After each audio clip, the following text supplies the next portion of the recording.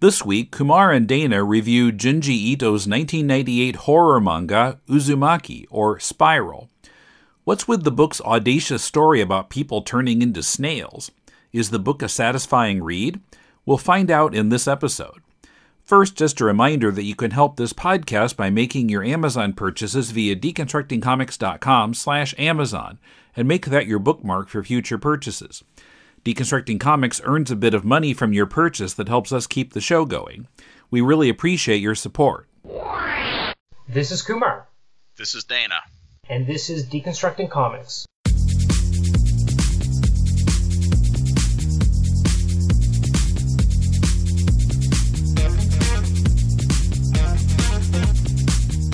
Welcome to Deconstructing Comics. This is Kumar in Melbourne, Dana in Shizuoka. We're here to talk about Junji Ito's Uzumaki today. It's from 1998, I think, was when it was originally serialized in Japan and in the US in Pulp magazine from Viz at the time.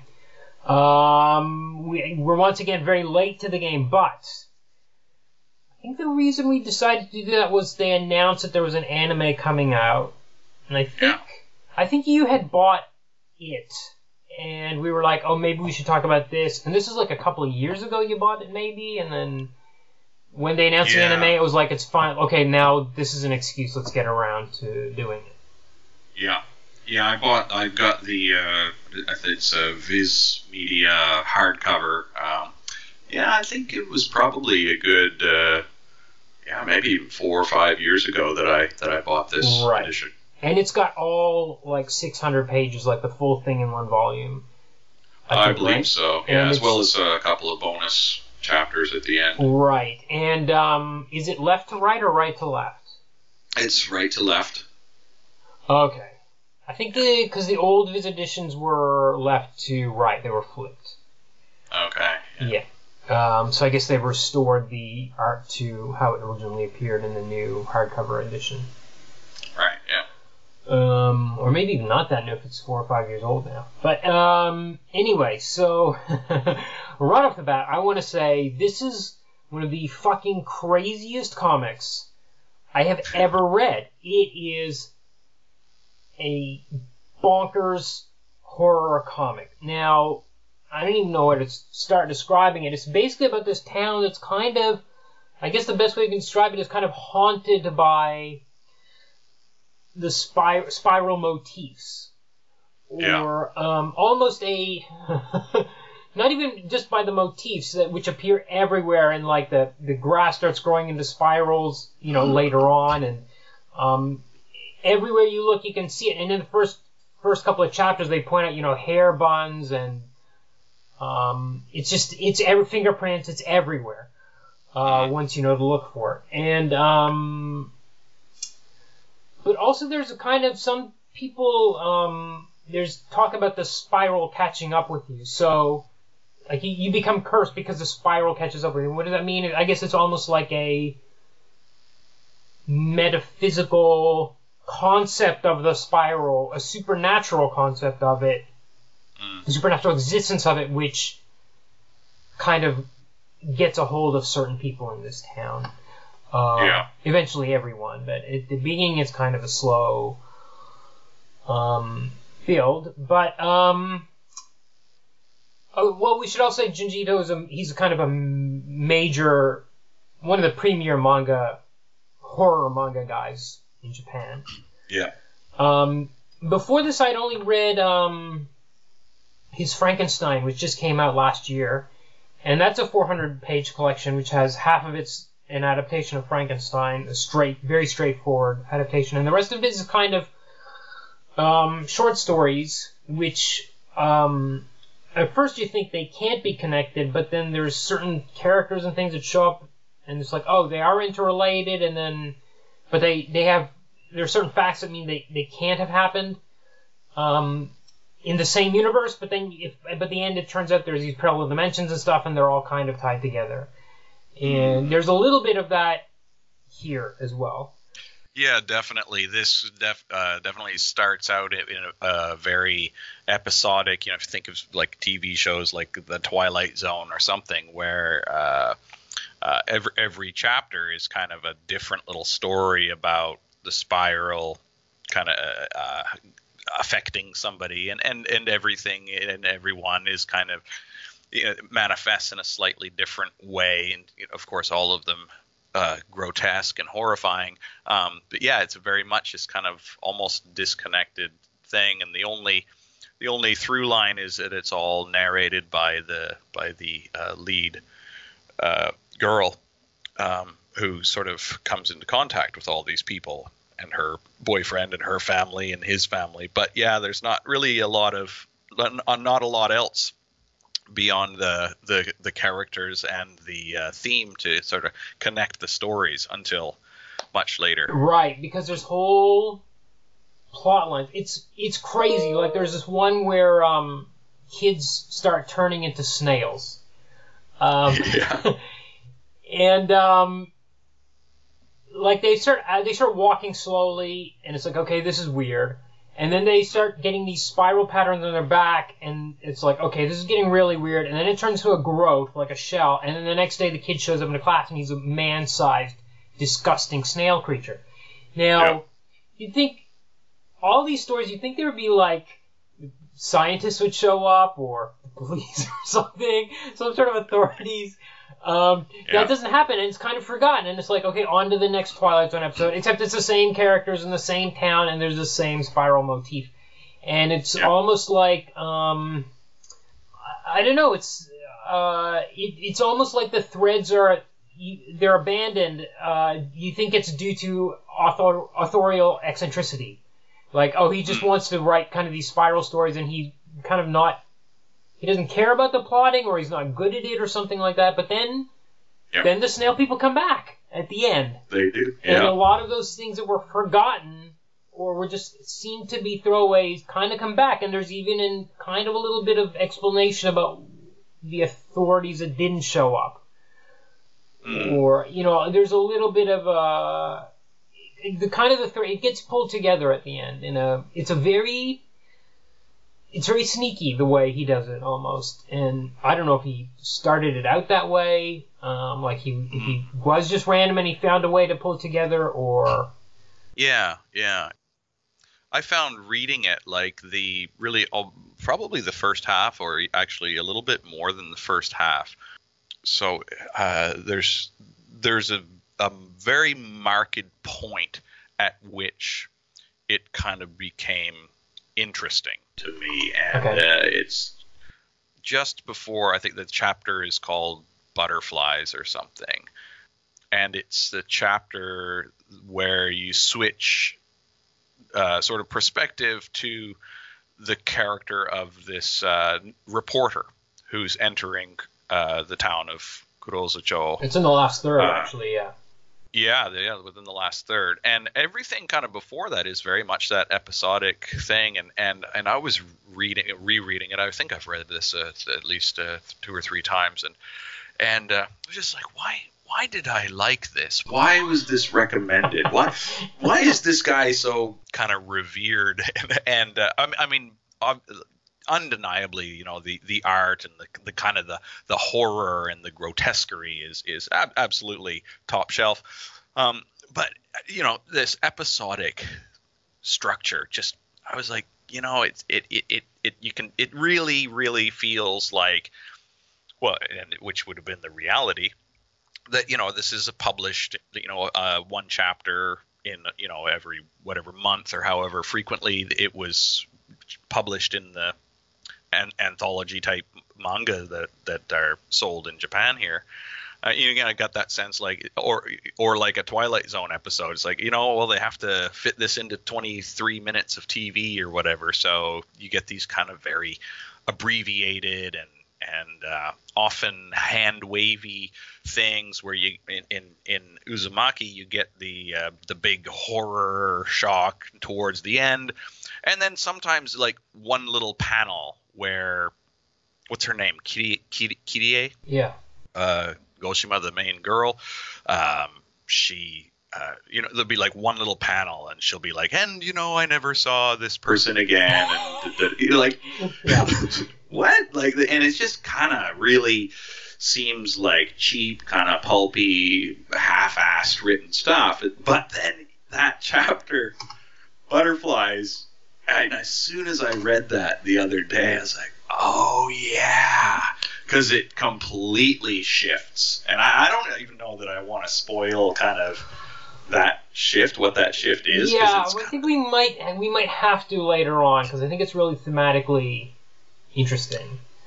It is. I'm not sure I want to, because I think it is such a powerful shift. But yeah, we'll see how we go here. But yeah, it definitely does come together in a really, I felt quite satisfying and redeeming way. I think the book is redeemed by the way things tie together at the end. Right. Yeah.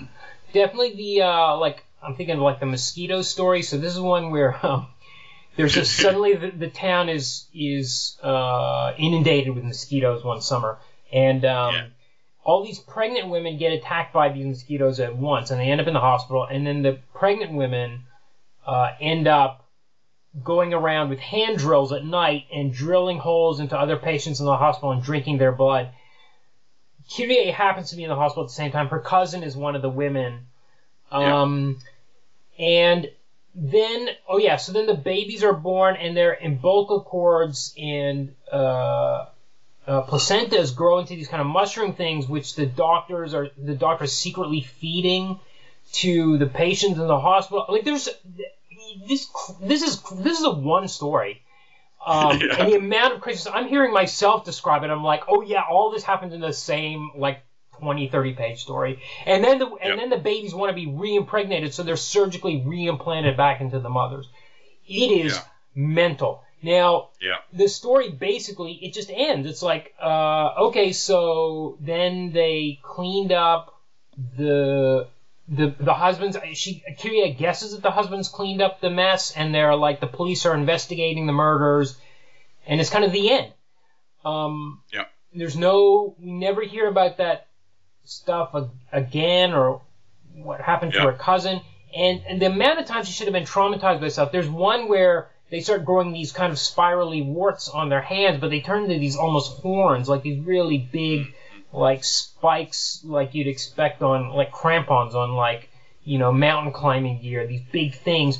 And at the end, it's like, oh, we moved out of the house, and then the growths disappeared. And there's no scarring or anything in the next story, and there's no trauma, there's no emotional trauma. The amount of times early on, it takes her a long time to believe that something's going on in town, because her boyfriend, who is Shuichi, he's the first one. He goes to junior high high school in another town, and he comes back, and he's like, something's wrong in this town, we should leave this place. And his father is the first person we see who's obsessed with the spiral patterns.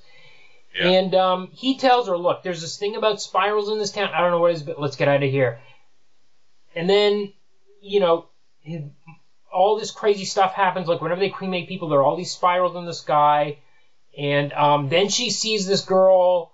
This girl comes to town. She has a scar on her head, and the scar is a crescent shape, but it turns into a spiral and ends up consuming her from the face through the head down through her whole body, like self-consumed, like some sort of interdimensional portal. She's almost eaten into this thing.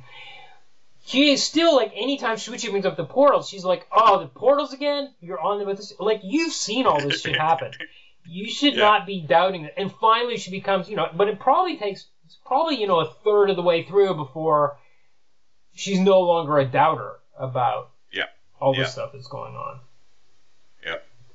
Yeah, I wanted to go back to that. You mentioned about the end of the mosquitoes, and I think that was exactly the thing I was thinking about. And it was one of the things that kind of bugged me a little bit narratively about this book, is that it's literally, that's actually, I think, 2 chapters. So the first chapter is the women that's right. drinking the blood of the patients, and then the second chapter is when the babies are born. Right. And, okay, so it is 40 pages. So it is actually 2 chapters, but still, it's absolutely crazy how much craziness is in those 2 chapters. But and then it's like that one. It's literally one panel I have no idea what happened there. So I escaped from the hospital. I have no idea what happened there after that. I wasn't about to go back and find out.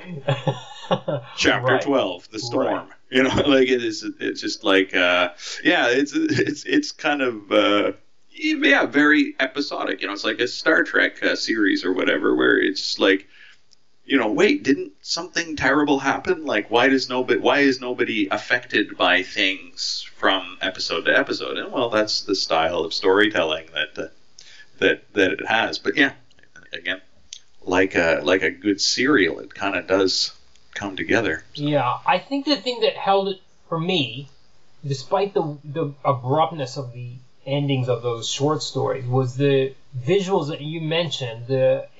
Almost every story has a visual shock, and sometimes it's so shocking I was literally laughing out loud, like I was having the wrong kind of reaction. I think because the images are so audacious. Like seeing that giant snail come to class the next day, like he was still coming to school. And it was so funny, and seeing the shock of those babies with the placentas, and then there's a panel where the baby's been implanted back into her cousin. She's lying there naked with this huge belly that's been back, and then she's drinking the blood of the doctor, and it's like, holy shit, this is wild. And almost even Shuichi's father. Oh yeah, in the very first chapter or second chapter, he becomes obsessed with spirals, and he figures out how to summon up spirals in his own body, I guess is the way to describe it. And his eyes start spinning in opposite directions, and it's freaky. And then he orders this giant tub, and they find him dead in it, where he has contorted his body around into a spiral. Now, there's a lot of this happens, especially later on. But it's almost like, in his case, Shuichi says that, his bones were all broken and stuff, and that's why he died. But later on, people are almost like Plato. They can just they end up twisting around. Almost, in one case, spontaneously, the guy just thinks about spirals so hard, his body just almost snaps like a rubber band that's been stretched out of shape back into his spiral form, or into that form. And there's no bone breaking or anything. It's gotten to the stage where it's just this freakish visual. And you know, when Shushi's father sticks out his tongue, at the same time, I think it might be the same scene with eyes, and he's this huge appendage that comes out and it spirals itself. It's crazy. And a lot of those visuals are good, and I think some of the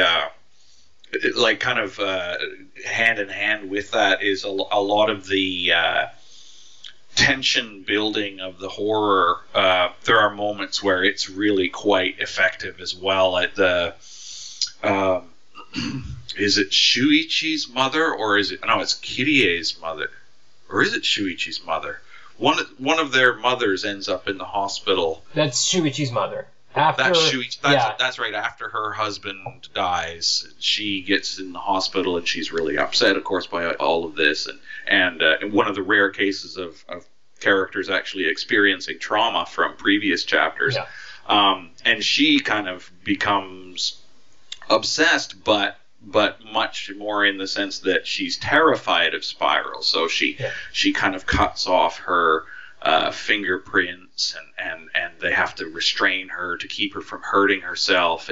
And there's this beautiful sequence where she is consulting with the doctor, and there's a anatomy chart behind the doctor on the wall, and it's got the cochlea, the spiral that's in the ear.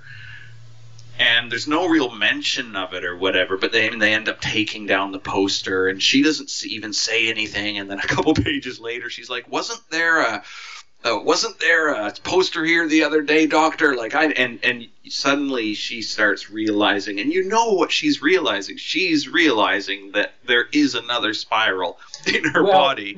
It's more than that, because the ghost of Shuichi's father comes to her in the form of a centipede. that crawls Yes. into her ear and says, and somehow hints to her that there is another spiral, and she's like, oh, is it in my ear? And then she goes to the doctor's office to see the poster, because she's like, I want to see if there's a spiral in the ear. She starts That's asking right, everybody, yeah. is there one? And the nurse is like, no, there isn't. They're all lying to her. No, there isn't. Yeah. And she goes, and they've taken in the poster because they know it's there, and she goes through his books. Yeah. Sorry, go on. And it's just you know that she's going to end up driving a pair of scissors into her ear or something. And I don't even remember if that actually happens. It does. It happens off panel. Building of the and then she ends right. up with vertigo. So there's another, the spiral thing comes back again. Yeah. So there's some really kind of brilliant, really really good classic horror tension building stuff like that. Not always. I think sometimes it's just a little bit. Which was, I think, one of the problems again I had is certainly in the first half of the book was that sometimes it's just like, okay, let's get to the shock reveal or whatever, and I found some of the storytelling to be a little bit clumsy. I don't want to ascribe all of the blame to Ito. There could be issues with the translation. I'm not saying the translation's inaccurate, but just in terms of the writing, it's not elegant prose always. Yeah. But I do think it's probably not the translation either. Maybe it's a combination. But I felt like just some of the storytelling, again, it's got that abbreviated kind of, okay, we've got 15 pages to tell this story, and I think that's an artifact of the format. Mm-hmm. He had X number of pages per month or whatever, and you got to fit that story in there somehow. So, so there are moments where it's masterful, and I found there were other moments where it was like, okay, visually this is top shelf.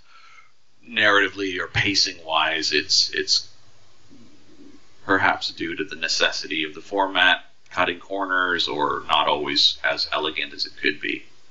Yeah.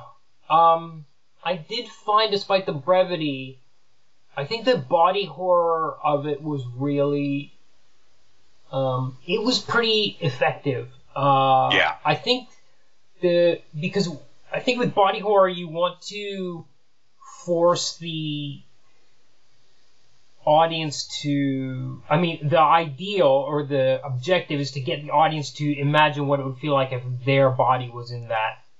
Yeah. If that was happening to their body. And I think that he was pretty good about that with the thorns and the snails, and the people twisting around, especially that first one, Shuchi's father, like, you kind of can't help but imagine what you'd have to go through to contort yourself into that. Coming up, the audacious story about people turning into snails and other weird tales in this book, plus the ending. Kumar and Dana will give a spoiler warning before they reveal it. I'm continuing to republish classic episodes of Deconstructing Comics in reverse order, unlocked by our patrons' generous support. This week's is number 67 from March 19, 2007, in which Brandon and I discuss Scott McCloud's ideas on creating characters in light of two comics, Lions, Tigers, and Bears, a 2005 image book created by Mike Bullock, and my own webcomic, Spider Hag. The classic episodes can be found on our Facebook and Twitter feeds by clicking on the earliest months listed on the left sidebar at deconstructingcomics.com, or in publicly available posts on our Patreon page, or in the Patreon smartphone app. Classic episodes have been unlocked back to number 46.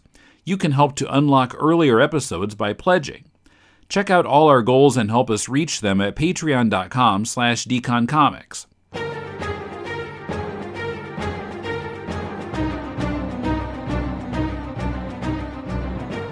Welcome to the Superman Fan Podcast. My name is Billy Hogan, and I will be your host.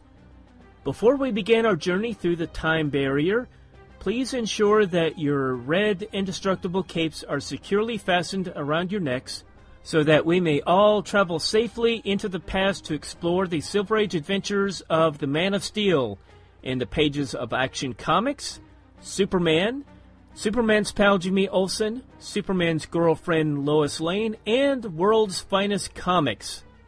After we return from our journey, I encourage you to go to the website, thesupermanfanpodcast.blogspot.com. I look forward to have you join me each week to explore the Silver Age adventures of the Man of Steel.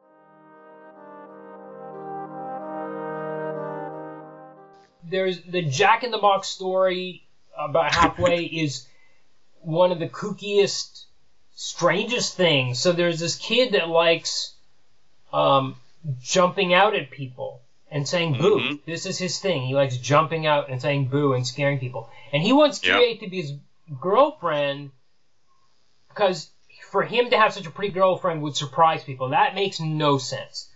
Logically, it doesn't really fit with his thing of jumping out and saying boo, that somehow people are going to be like, whoa, and that would satisfy his compulsion to surprise people. Anyway, he ends up in a deliberate car crash almost. He thought he could stop this car because he saw it on a TV show or something. He leaves it in front of a car to impress her. He gets caught up in the wheel and dies horrifically.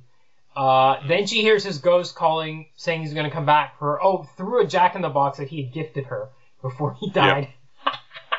They dig up the body to find out if he's really there. What's the condition? His body leaps out of the grave as a zombie. Yeah. Okay, fine. He's been sewn back together. Fine. But then the zombie he's pouncing. He's bounding like a kangaroo. The body starts falling to pieces. But then this spring pops out. Initially, he starts falling apart, right? Yeah. Like this is he's falling apart. But then this spring pops out because he has no legs now. He's just a torso and arms. Yeah. A spring pops out.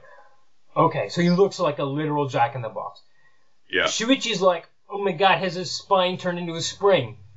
I'm like, what? This is madness. You get to the end of the story. It turns out it was actually suspension from the car that had been jammed into him and left in him. Which is crazier, the spine turning into a spring or suspension from the wheels still being stuck in him? I don't know. They're both equally mental. Yeah. That story was probably the one, I think, it didn't work as body horror because it was so... You can almost imagine the pregnant women one. Like, the horror of having a baby sewn back into a person. Yeah, well, the Jack in the Box character is not. I like. There's no sympathy. Like, there's no. No. As you said, like with the mosquitoes, the pregnant women. I mean, certainly women would I'm sure be, very uncomfortable reading that. I know I was. But there's nothing sympathetic or relatable about this weird boy. Yeah. So I felt, that one wasn't really operating on the horror, on the body horror level. It was kind of more of, like a zombie type thing where, like, here's this terrible, grotesque thing. But it was beyond zombie because then it turned into the Jack in the Box thing. It's almost like those, I don't know if you ever read any of those cheap-ass 200-page horror novels from the 80s that were just pumped out. But it's like one of those, or a really cheap-ass 80s horror movie where they had this, like, one concept that was just so bizarre and stupid, but got made into a movie. And some of these chapters are a little bit like that. But I mean, like, the snail one is another one. So not only do they become snails, they catch them, and they keep these 6-foot-tall snails in a cage at the school. And then the guy that bullied the kid to turn into a snail, he becomes a snail too. And then they end up mating because they're hermaphrodites. What? And then they escape to lay eggs. And then the teacher goes and he stomps on all these eggs. He's like, we got to destroy these things. And the next day, the teacher comes back to school and he's a snail. Yeah. He still comes into school, but he's a snail. And the whole when he started mating with the bully, it was like, holy shit. It was another, again, I was laughing and horrified at the same time, and it was just, again, it was the audacity of the concepts, and you almost forget that, that's the last page of the story is the teacher's a snail. I think that's the last page. Yeah, it's literally the last page, and then a few days later, this time, Mr. Yokota came to class. Yeah. And it's this grotesque snail. No scientists show up or anything to investigate any of the stuff that's happening in this town, or and that's the last we hear of the snails until the end. Yeah, and that last volume. Oh, there's also the thing, we should kind of mention the lighthouse story too, because there's something I think really interesting is in that first story. Shuichi mentions he comes back to town because he goes out of town to school, as I said before. He comes back and he's talking to Kirie. He says, "Let's get out of this place. I hate this place. I hate that evil lighthouse. I hate these winding streets. I hate those looming mountains." And those things all kind of come back. Like, they're almost a throwaway line in that first story, where we are assuming that the author has no master plan. Yeah. But then we get a story about the evil lighthouse.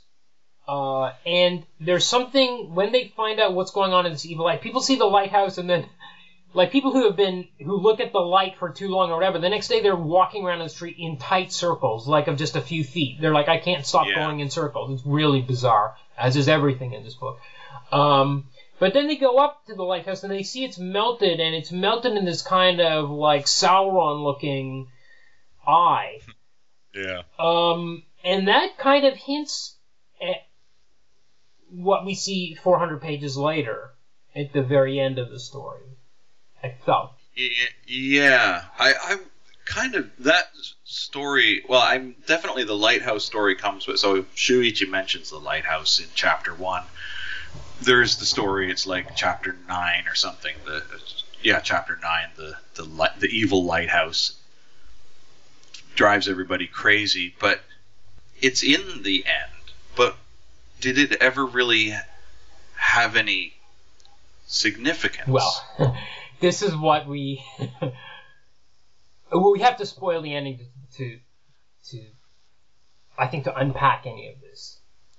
Right. So we could maybe say that if you don't want to be spoiled in this book, that that now is the time to go listen to another podcast. How long have we been going? About half an hour or so, maybe. Is this a good point probably to drop the spoiler about the ending? So it came out 20 years ago, so maybe it's fair. And I read it, I read it twice, and knowing the ending kind of, I think it affects your second reading of it, because you notice things like the lines about the lighthouse and certain things. And in a way, I think it might.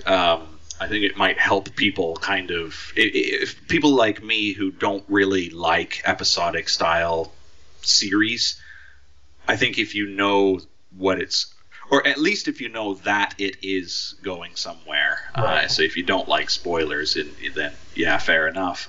But certainly knowing what the ending is probably doesn't really spoil the experience. It might actually improve the first half of the book, or the first 2/3 of the book for some people. Right. So yeah, I think it's fair to say right now that probably for the rest of this episode we're gonna spoil the shit out of this book. Yeah. So yeah, those of you who don't want that to be your experience should stop listening now. Go out and have a walk or something. Change the channel. Yeah. Okay, so the first hurricane of the season hits the town. Of course, the hurricane has a whirlwind type. Of course, because everything spirals, it's a whirlwind. Yeah. Hits the town. For some reason, it's obsessed with Kirie, and Shuichi says that it's in love with you, it's hypnotized by your beauty or something, which is crazy. All the drawings of the storm are amazing, by the way. Things being blown around and people being blown around. It's riveting for several pages.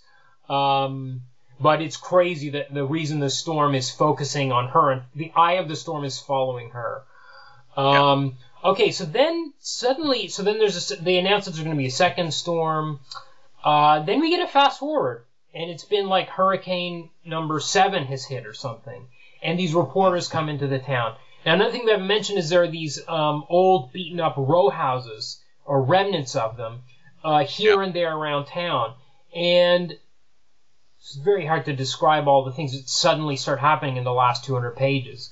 But these reporters show up, and there are whirlwinds happening all over town. And if you talk loudly or you move suddenly, you'll cause a whirlwind. And the reason is, the excuse given is because the Dragonfly Pond, which has been a focus of many stories dating back to the first third, things happen at that pond. So I guess that's definitely some evidence that Ito was thinking about this all along. So the hurricanes have been sucked into the pond. They stop by being sucked in. And somehow that's created this huge amount of air pressure in the town so that any large movements or voices cause these whirlwinds. Well, I think it's interesting to note that the explanations are absolutely not reliable. Like these are pure speculation that the characters are making, yes. right? So even though those are the speculative explanations that we have about all these phenomena, really, even the characters themselves say, like, I don't know, maybe it's this or maybe it's that. And I think that kind of excuses some of the... Yes. Not excuse it, like this is like an absolutely ridiculous explanation given the trauma that the characters are going through and what their mental and emotional states must be. Yeah. And they're not scientists. Yeah. Most of them are like volunteers, reporters, just regular townspeople, high school girls.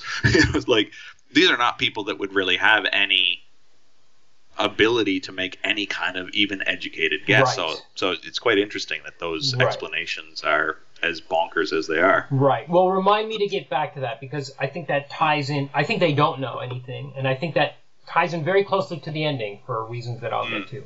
But anyway, so these whirlwinds are happening, and there's even these whirlwind biker gangs, which was one of the funniest things that I've ever seen in a comic book, which are they're effectively biker gangs that start whirlwinds, or wearing helmets, or wearing motorcycle helmets. They start whirlwinds and ride around on them and vandalize places. That's their whole deal. And then we see the snail people come back because they're being eaten by these gangs. And they're like, okay, so Kirie and her friends are like, okay, let's leave town. Let's try to go through those mountains, which back in chapter 1... She was like, I hate those looming mountains. Well, they go up there and they can't. They seem to be walking in circles. These other gangs of almost cannibals come in. In one of the most upsetting scenes, they've got one of these people that are turning into a snail on a leash. They're waiting for him to turn into a snail so they can eat him. It's one of their guys. It's one of their guys, and they're like, well, he starts turning into a snail. It's like, we tied him up so that when he turns into a snail, we'll still have him. Because everybody's starving in the town because the town's been completely destroyed by the storms. That's right. And the people that come in, they can't leave because when they try to go back through the tunnel, it turns into a spiral. They can't actually leave town. The army actually shows up at one stage. This fleet of warships shows up in the lake, in the bay. Yeah, the Coast Guard or whatever. Coast Guard shows up in the bay, and they get sucked into a whirlpool. Okay, so they're keeping this. So they don't have food because even when people come in, they're stuck. They can't get any more in or whatever. They're keeping this guy on a leash. When he dies, they're like, let's eat him raw this time. And one of the guys literally, the snail human retreats into his shell, and the other guy crawls into the shell and starts eating, I guess, his face.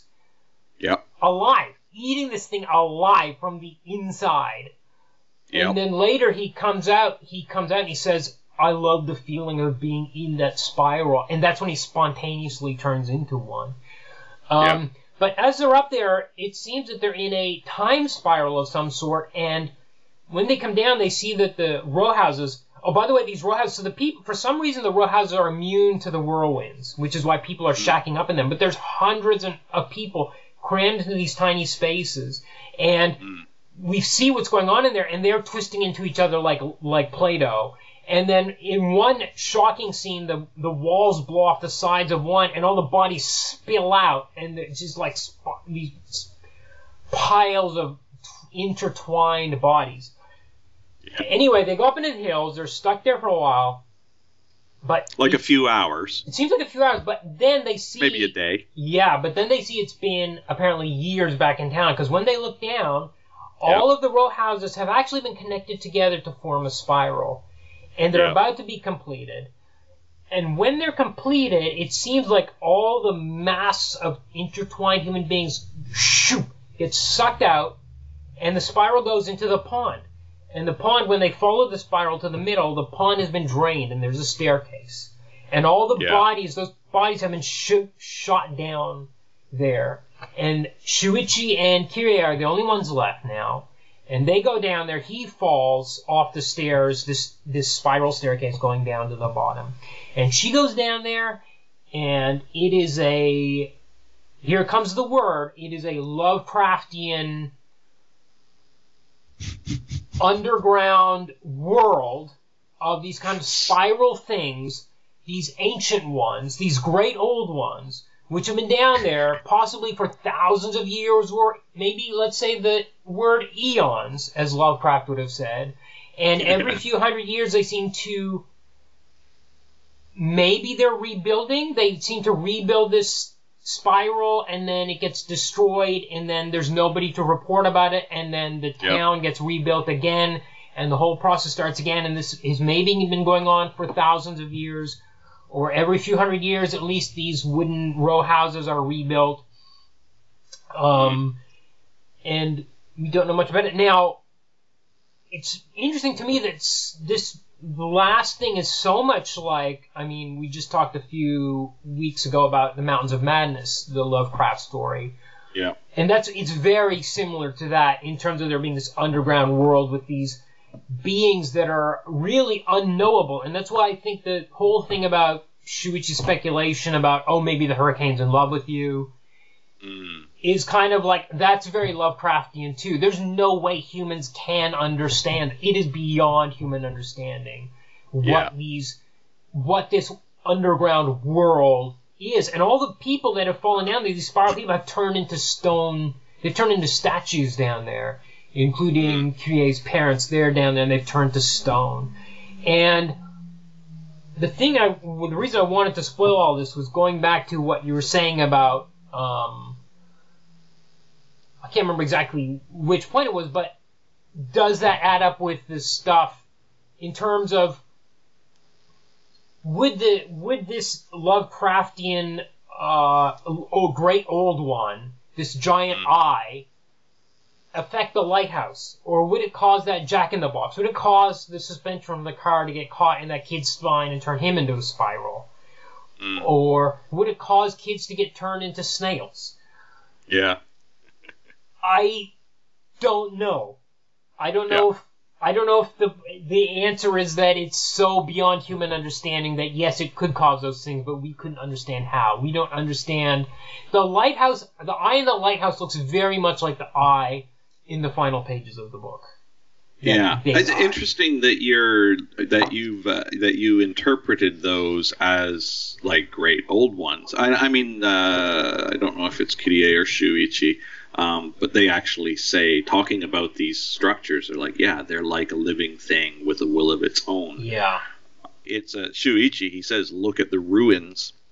Yeah, they're like a living thing. So I actually didn't interpret them as great old ones in the sense that they are like active entities. Well, no, I wouldn't say that literally, but I think more like a city or something. Yes, but there's definitely a force. There's something acting in an inscrutable way for inscrutable reasons. Yeah. It's such a satisfying without actually providing any explanation or answers about anything that's happened, but it works because it sort of negates the need for any explanation. It's like, oh, okay, this is just some bonkers shit. Yeah. I can accept that. Right. And it's kind of cool, like it's like to think about this repeating cycle of this spiral, whether it's seasons or think about it as orbits or whatever, or if it is a consciousness. But it's just quite a cool conclusion to say, yeah, this happens every so often. so number of eons or whatever. But, yeah, yeah. Well, Shuichi's explanation at the very end when they're looking at this glowing spiral, which is eye-like. He says, well, in this is the 98 translation. I don't know if you've got a new one. But he says, look at the ruins. They're like a living thing. It's like it has a will all of its own. I feel like it's invading me every moment. Then he says, it's like it's cursing us for being underground, hidden from all the eyes up there. What eyes? What is he talking about? Spirals suck things in the eye, follow the pattern to its center. I don't know who or what built it here or why. But every so often, every few hundreds or thousands or tens of thousands of years, it can reach the people above ground. And even though its builders are gone, maybe it's still building itself. It's not even an explanation. It's speculation about something, and the speculation is, in English, is inscrutable. I don't even know what he means by it's still building itself. Like, is it bigger than it was? Because at the end, the kind of column in the middle goes up and stops at the pond, but Curie suggests that she says that's what happens every time, because time is in a spiral here. So it's not even like it's building itself, it's just reasserting itself for a moment in history and then retreating. I don't know. Yeah, breathing, inhale, exhale. Yeah, what are hidden from all the eyes up there? What eye? Whose eyes? What's he talking about? Why would it curse them for being hidden from them? It's really a strange ending that doesn't make sense, and yet, as you said, was so satisfying in how little sense it made. Because it forced the rest of the book, the rest of the nonsensical things, to make sense in the same way. It kind of, they're in the same box. Like, oh, this doesn't make sense. Guess what? You can't make sense of it because you're a pitiful human being. Yeah. But I really like the juxtaposition again within these last few pages of what I think was also a very satisfying conclusion to the human story of Shuichi and Kirie, as they embrace, like he's messed up because he fell or whatever, like his legs are broken or something, and you get the sense that he's probably mortally wounded or whatever, but they embrace and their arms twist into this spiral, and what they literally wind together as in this spiral embrace as that central column seems to drill up into that entrance and closes it, and that's it. Yeah. But how is Kirie narrating it? Yeah, well. so again, like all of the narrative boxes or whatever, the last page, it's just like, oh, so the curse was over, the endless frozen moment I spent in ice. The endless frozen moment I spent, past tense, in Shuichi's arms. And, there's a few other sentences. Just like... Yeah. Oh? But anyway, that kind of weird narrative, just like, alright, I'm not going to explain why, you can just see Ito just say, oh, whatever. Well, she's there eternally. But, I mean, I did think about that myself. Like, who is she telling the story to or whatever? But it's a problem... I don't know if the word is problem, but it's a thing that happens, like Raymond Chandler's Philip Marlowe books. Like, who are you telling this story to, Mr. Marlowe? It's always it's a question that comes up in any first-person fiction, unless it's written in diary. Sure.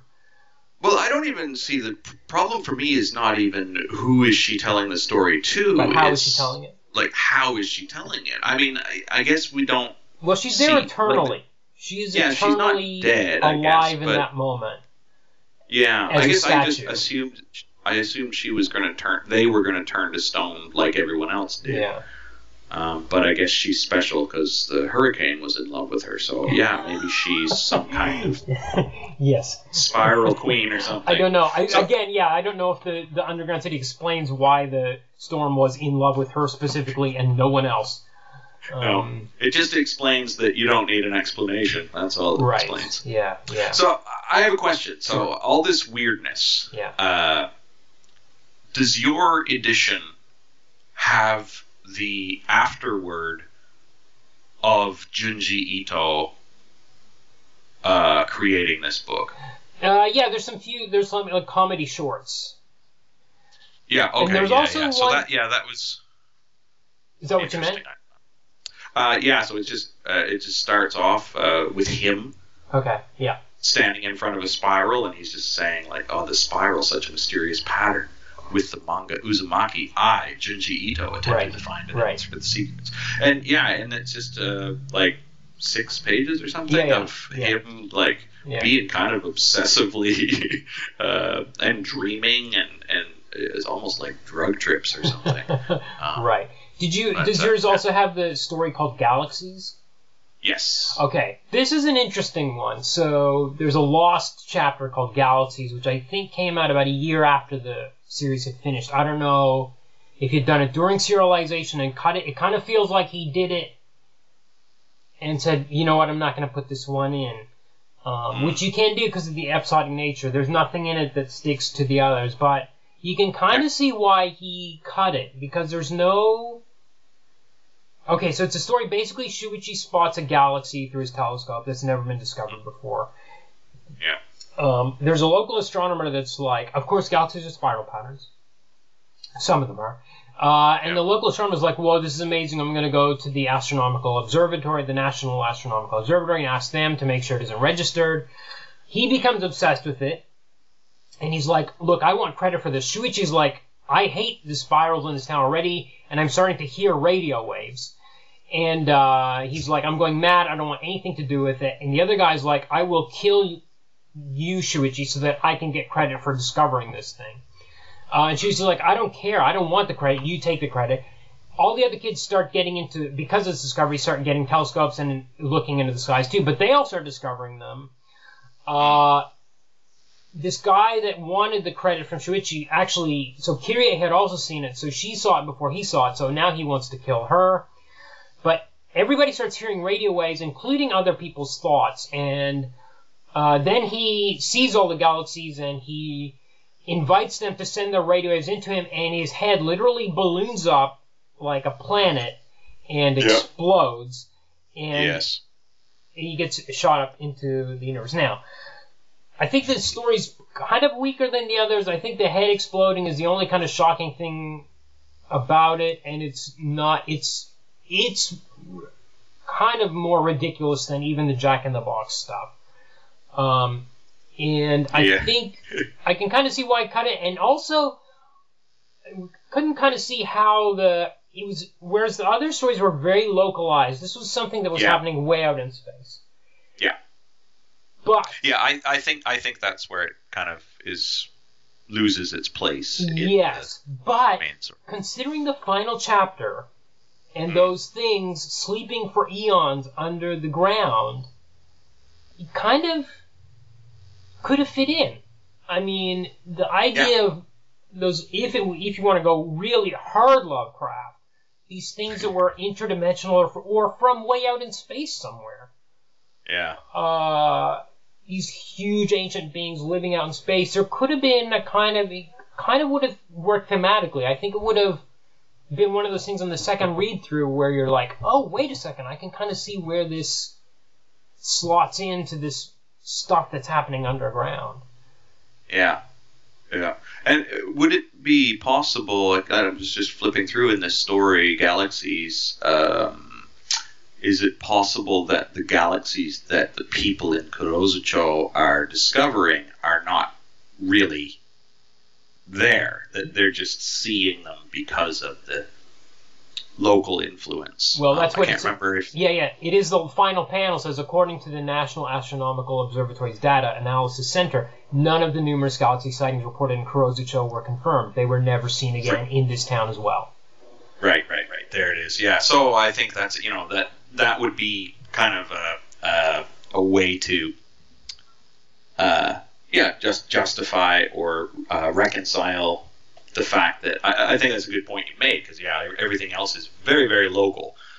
Sometimes you'll have new people will move into town. There's a story with the girl. I think she moved to town or something, and she had gone to school somewhere else, and then she starts going to Kurozucho, but I think she might have been the one with the scar or whatever. Yeah.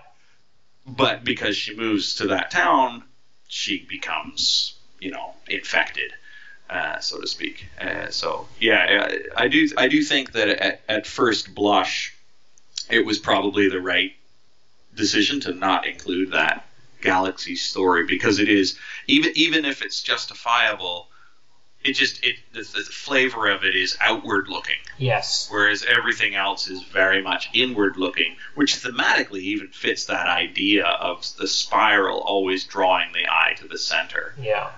So if you look at it narratively, that all the other stories are drawing your attention into Kurozucho, into Dragonfly Pond, into the center of the spiral, whereas Galaxies, with the telescopes, we're like looking out. Yeah.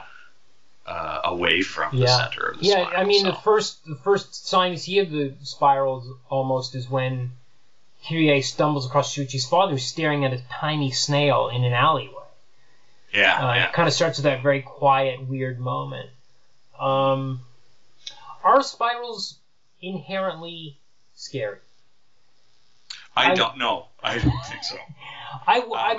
I'm interested in his choice to do, like, I'm going to do 30 stories about spirals. And, sometimes they have to stretch. Like, the mosquitoes, they end up flying in spiral patterns. Otherwise, they wouldn't really fit in. Like cyclones of mosquitoes. Yeah. And there's that, too. I did kind of think after, like, when there were certain panels where he had the whole panel was a spiral, and it is kind of, despite the cliche, it is kind of hypnotic. Like, there's something about it that you're kind of forced to stare into the middle, your eyes pulled into there.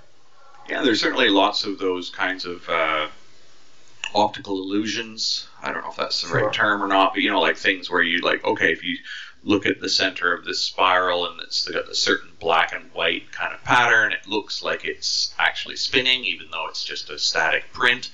And there are certainly, I think that the spiral as a motif is an excellent choice. I don't think it's an inherently scary or even unsettling thing in itself, but it's a really excellent choice for like a series of stories, because in nature, spirals are all over the place. Like the fractal. What is it? The golden ratio or whatever. I thought about that too. Yeah. Creates a spiral. I don't think he talks about that at all in the book, but I mean, like Galaxies, spirals. Not all of them, but there's that. That spiral does exist in the Galaxies. Snails and lots of plants, fiddleheads or ferns or whatever. So I think that as a choice of motif, it's not inherently scary, hypnotic perhaps, attention drawing definitely, but I think it's just a good choice, because there's so much fodder for storytelling. You can pick a different one. Hair, curly hair, all that stuff. Oh, the hair chapter. Oh my God, we haven't even talked about that. Madness. No. With the big Medusa hair, and people going on giant hair that's turned into spiral patterns. Oh my God. Yeah. And then they fight each other. The hair fights the other hair. Holy shit. Like some kind of weird kaiju business. Yeah. Yeah. Bizarre stuff. But yeah, I think it's that's why I was kind of curious about that afterward, where he's talking about his obsession, and I don't know how sincere that was. Like, as you said, it's like comedy short. You can definitely, is it just pure invention, or did he drop some LSD at some point and hallucinate a lot of spirals? And he wouldn't be the first to do that. I mean, that's certainly not an unheard of thing. So I could kind of understand if that might have been a genesis as well. Mm. But I mean, drug trips aside, just the fact that the spiral is all through nature makes it a pretty rich, fertile ground for narratives. Yeah. I think. So what's your okay? What are we gonna say? What's your last word gonna be on it? Considering the disjointedness of it, seeming disjointedness of it. Yeah. I felt like coming back to it, I was really kind of questioning why this was a book that people should read. And then I got to that chapter 12 or whatever it is, Butterflies, like close to 2/3 through the book, and I was like, oh yeah, cool. And now that we've talked about it for like an hour, I'm even more kind of high on it. Right. So I think my kind of takeaway, especially after having discussed it, it really, I think it holds together, and it comes together a lot better than it appears to at first. Yeah, and yeah, definitely well worth a read.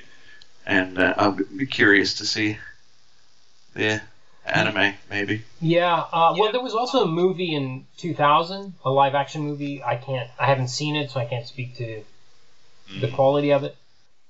Yeah, it's considered a classic. I think it's better than some of. I've read his Frankenstein, and the Frankenstein adaptation is excellent. But I think his artwork, he's gone for a Scratcher style, which is maybe more horrific, but he seems to be doing less of the body horror, so it's more fitting that way than his more realistic style here.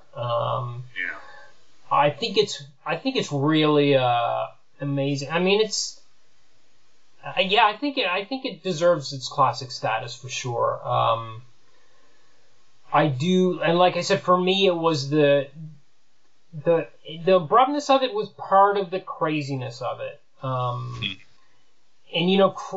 just the madness of the hair chapter, and all that kind of crazy stuff happens, and it's crazy that it ends that way. So it was such a rush of madness that I wasn't like, I don't like the way these stories are being told. I was just like, this is part of the package for me. And again, when you get to the end, it's all kind of reconciled in that weird, in a way. You have no choice but to accept that he's come up with an explanation that, as a non-explanation, you have to accept it.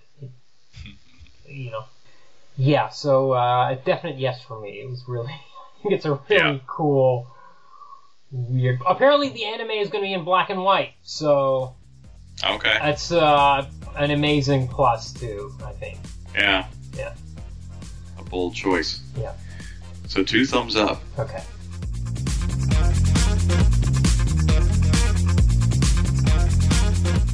Uzumaki is published in English by Viz Media. Support this and all of our shows by joining us on Patreon. Our tiers start at just $2 a month. Pledge at least $4 a month to get our Patreon-only series, Spider-Man 1963 and Tim Catches Up with the MCU, where this Saturday we'll review Avengers Endgame. At $4, you can also get opportunities to participate in the show. Go to patreon.com/deconcomics to join the fun. Our theme is from bensound.com. If you're looking for some constructive feedback on your comic, send it to us and Mulele and I will critique it on our spin-off podcast, Critiquing Comics. Send it to mail@deconstructingcomics.com. We'll read at least 30 pages of it and critique it on the show. A new Critiquing Comics is right behind this episode in the feed. And, next week, writers Nunzio D. Philippus and Christina Weir talk with Emmett about their work on Dragon Age: Blue Wraith, the latest in Dark Horse's series of comics based on the Dragon Age video game. Till then, this is Tim, and thanks for listening to Deconstructing Comics.